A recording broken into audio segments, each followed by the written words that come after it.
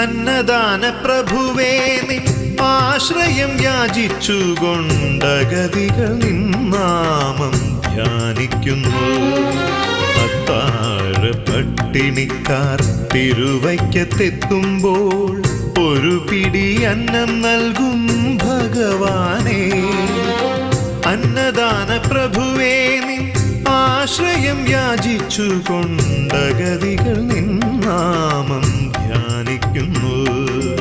ഓ ശംഭോ ശിവശംഭോ സ്വയം